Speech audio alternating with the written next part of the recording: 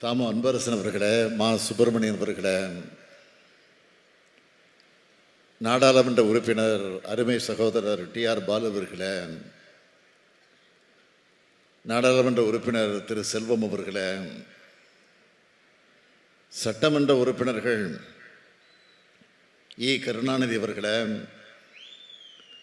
SR. ராஜா அவர்களே, அரவிந்த் ரமேஷ் அவர்களே, திருமதி வரலட்சுமி அவர்களே, திரு பாபு அவர்களே, திரு பாலாஜி அவர்களே, தாம்பரம் மாநகராட்சியுடைய மேயர் திருமதி வசந்தகுமாரி அவர்களே, கூடுதல் தலைமைச் செயலாளர் திருமதி அமுதா ஐஏஎஸ் அவர்களே, முதன்மைச் செயலாளர் திரு செந்தில்குமார் ஐஏஎஸ் அவர்களே, நில நிர்வாக ஆணையர் திரு பழனிசாமி ஐஏஎஸ் அவர்களே, மாவட்ட ஆட்சித்தலைவர் திருமதி ஸ்னேகா ஐஏஎஸ் அவர்களே,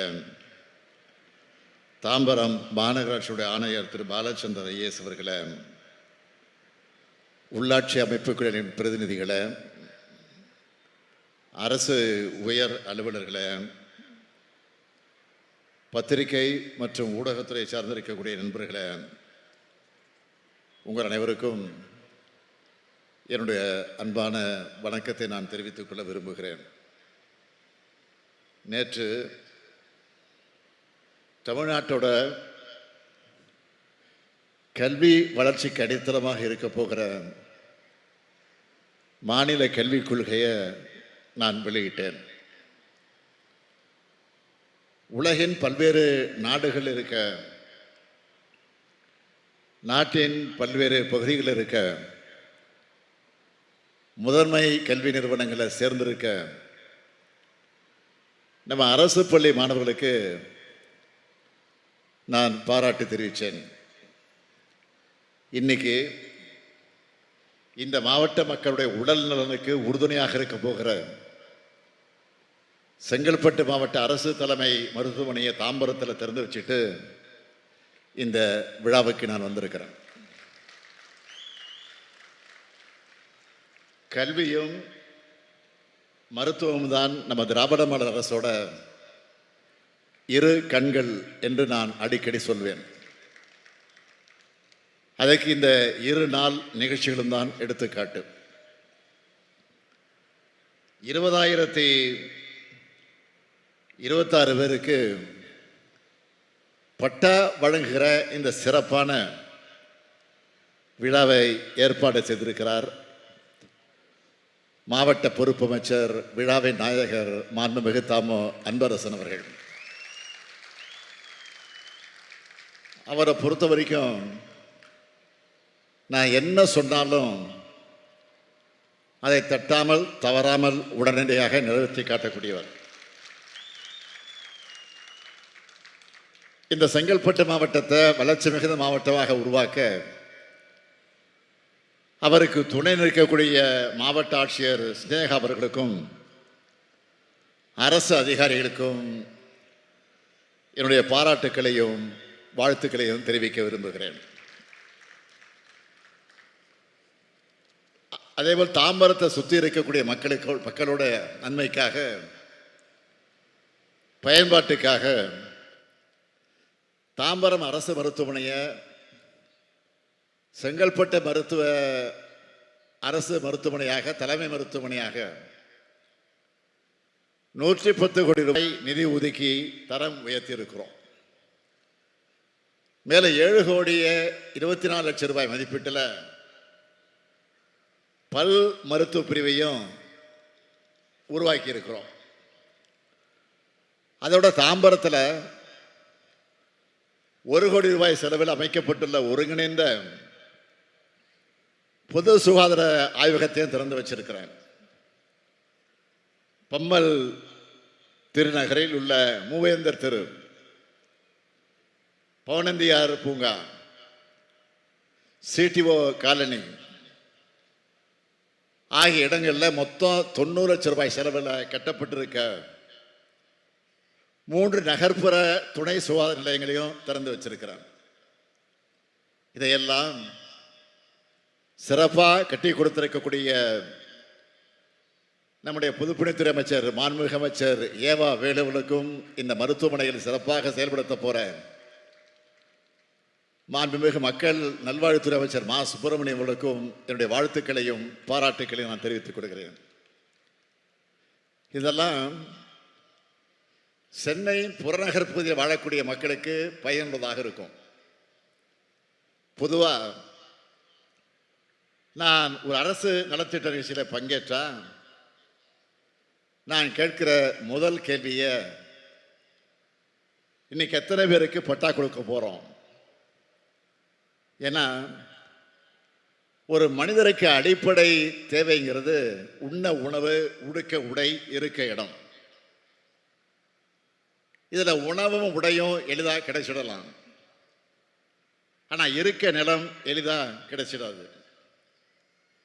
ஏன்னா நிலம்தான் அதிகாரம். காலுக்கு கீழே கொஞ்சம் நிலமும் தலைக்கு மேல ஒரு கூரையும் இன்னும் பலருக்கு கனவு தான். அதனாலதான் பட்டா வழங்குறதுல நான் எப்பவுமே தனி கவனம் செலுத்துவேன்.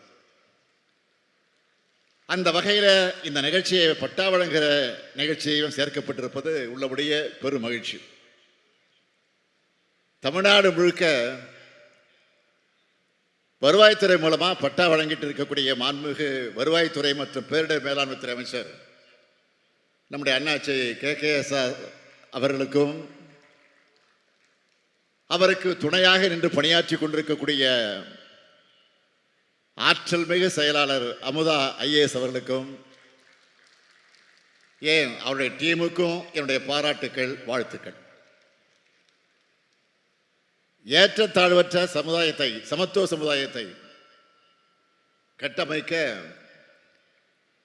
சொந்த வீடு இல்லாத நிலமற்ற ஏழை குடும்பங்களையும் பெண்களையும் முன்னிலைப்படுத்தி இலவச வீட்டுமனை பட்டா கொடுக்கிறத நம்ம அரசு கொள்கையா வச்சிருக்கு.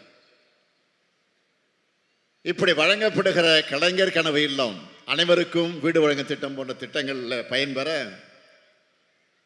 ஏழை எளிய மக்களுக்கு பேருதவியாக இருக்கு. இப்படி நம்ம திராவிட மாடல் அரசு செஞ்ச பல்வேறு சீர்திருத்தங்கள் மற்றும் எடுத்த முன்னெடுப்புகளால நம்ம அரசு பொறுப்பேற்ற மே 2021 டிசம்பர் 2024 வரைக்கும் 10,26,734 பேருக்கு வீட்டுமனை பட்டாக்கள் கொடுத்தோம். ஆனா இது போதாது. இன்னும் நிறைய பேருக்கு வீட்டுமனை பட்டா கிடைக்கணும்னு பட்டா வழங்கல் இருக்கக்கூடிய நடைமுறை சிக்கல்களுக்கு தீர்வு காண்பதற்காக நம்முடைய வருவாய்த்துறை அமைச்சருடைய தலைமையில் ஒரு உயர்நிலை குழு அமைச்சு 5 மாசத்துக்குள்ள 5 லட்சம் பேருக்கு வீட்டுமனை பட்டா வழங்கணும்னு ஒரு இலக்கு நிர்ணயிச்சோம். இதனால 5 மாசத்துல எத்தனை பேருக்கு பட்டா கிடைச்சிருக்கு தெரியுமா? 7,27,606 பேருக்கு பட்டா கிடைச்சிருக்கு. இதுவும் போதாதுன்னு சென்னை மற்றும் சுற்றுப்புறங்கள்லையும் பிற நகர்ப்புற பகுதிகளிலையும் ஆட்சேபனையற்ற புறம்போக்கு நிலங்களில் வாழக்கூடிய மக்களுக்கும் பட்டா வழங்கணும்னு அரசாணை போட்டோம். அதில் 79,448 தகுதியான பயனாளிகள் கண்டறியப்பட்டு 63,419 பேருக்கு பட்டா வழங்க ஒப்புதல் அளித்து 20,221 பேருக்கு பட்டா வழங்கி இருக்கிறோம். மீதமுள்ள பட்டாக்களை ஒரு மாசத்துல வழங்க நடவடிக்கை எடுத்துக்கிட்டு இருக்கோம். இப்படி 2021 இப்போ வரைக்கும் வழங்கப்பட்டிருக்கக்கூடிய மொத்த பட்டாக்களுடைய எண்ணிக்கை எவ்வளவு தெரியுமா? 17,74,561 பேருக்கு பட்டா வழங்கி இருக்கிறோம். அதாவது பல லட்சம் குடும்பங்களுடைய கனவை நிறைவேற்றி இருக்கிறோம். இதுல இந்த செங்கல்பட்டு மாவட்டத்தில் மட்டும் 41,858 பேருக்கு பட்டா வழங்கி இருக்கிறோம். இந்த மகிழ்ச்சியோடு தான் இதோட தொடர்ச்சியா இன்றைக்கு இந்த மாபெரும் விழாவில் 1,672 கோடியே 52 லட்சம் ரூபாய் மதிப்பிலான வீட்டுமனை பட்டாக்கள் அதாவது 20,021 பயனாளிகளுக்கு நான் வழங்கியிருக்கிறேன். தென்குமரியிலிருந்து சென்னை வரைக்கும் சமச்சீரான வளர்ச்சி இருக்கணும்னு ஒவ்வொரு மாவட்டத்துக்கும் பார்த்து பார்த்து திட்டங்களை நாம் செயல்படுத்துகிறோம். தொழில் நிறுவனங்களை கொண்டு வரோம், வேலை வாய்ப்புகளை உறுதி செய்கிறோம். இதனால தான் 11.19 விழுக்காடு பொருளாதார வளர்ச்சியோடு நம்ம திராவிட மாடல் ஆட்சியில் இன்னைக்கு தமிழ்நாடு தலை நிமிர்ந்து நிற்குது. 14 ஆண்டுகளுக்கு முன்னாடி இருந்த தலைவர் கலைஞர் ஆட்சிக்கு பிறகு இப்போதான் இந்த இரட்டை இலக்கை நாம் அடைஞ்சிருக்கிறோம். இது சாத்தியமாயிருக்கு. நாட்டில் வேற எந்த மாநிலத்திலும் இவ்வளவு வளர்ச்சி இல்லை. ஏன் நாட்டோட வளர்ச்சியிலும் கம்பேர் பண்ணி பார்த்தீங்கன்னா நாம தான் இன்னைக்கு மிஞ்சி இருக்கிறோம். இதுதான் திமுக ஆட்சி, இதுதான் திராவிட மாடல் ஆட்சி, இதுதான் முத்துவேல் கருணாநிதி ஸ்டாலினுடைய ஆட்சி. 2011 2021 வரைக்கும் பார்த்தீங்கன்னா 10 ஆண்டு காலம் பின்னோக்கி சென்ற தமிழ்நாட்டை இந்த 4 ஆண்டுகளில் மீட்டெடுத்து வளர்ச்சி பாதையோட உச்சத்துக்கு கொண்டு நாம் சேர்த்திருக்கிறோம். இதை பொறுத்து கொள்ள முடியாத மாண்புமிகு எதிர்க்கட்சி தலைவர் திரு பழனிசாமி அவர்கள் அவங்களுடைய நண்பர் யாரு, ஒன்றிய அரசு, இப்போ அவங்க நண்பர் தானே, அதான் அவங்களுடைய நண்பரான ஒன்றிய அரசு கொடுத்த புள்ளி விவரத்தையே சரியில்லைன்னு பேசுறாரு. இப்போ அவருக்கு நான் சொல்லிக்கொள்ள விரும்புவதெல்லாம், வளர்ச்சியோட அளவீடுங்கிறது பொருளாதார அளவுகோல் தான். இந்த அடிப்படை அறிவுஜீவி தெரியாத, அடிப்படை கூட தெரியாத அறிவுஜீவி மாதிரி இன்னைக்கு அறிக்கையை விட்டுட்டு இருக்காரு. உங்களுக்கு என்ன வைத்தறிச்சல்னா, இந்திய அளவில் பிரதமர் மோடியால சாதிக்க முடியாததை, மற்ற மாநிலத்தில் இருக்கக்கூடிய முதலமைச்சர் சாதிக்க முடியாததை இந்த முத்துவேல் கருணாநிதி ஸ்டாலின் சாதிச்சிட்டு இருக்கிறான. இதுதான் அவங்க வைத்தறிச்சலுக்கு காரணம். மாண்புமிகு பழனிசாமி அவர்களே, நீங்க கூட்டணி வச்சிருக்கிற ஒன்றிய அரசால கூட மறைக்க முடியாத, மறுக்க முடியாத அளவுக்கு சாதனைகளை செஞ்சு தமிழ்நாட்டை வளர்ச்சி பாதையில் நாம கொண்டு போறோம். இது மட்டுமல்ல, திராவிட மாடல் 2.0 இன்னும் வேகமா, இன்னும் அதிகமான வளர்ச்சியை ஏற்படுத்துவோம். இந்திய நாடே தமிழ்நாட்டை திரும்பி பார்த்து இதுதான் வளர்ச்சி, இதுதான் வழின்னு சொல்ற அளவுக்கு நிச்சயமாக செயல்படுவோம். அதை நீங்க எதிர்க்கட்சியில அந்த வரிசையில் உட்கார்ந்து பார்க்கத்தான் போறீங்க. என்னை பொறுத்தவரை மக்களுக்காக உழைக்கிறவன். இந்த ஸ்டாலினை மக்கள் நம்பி ஒப்படைச்சிருக்கிறாங்க.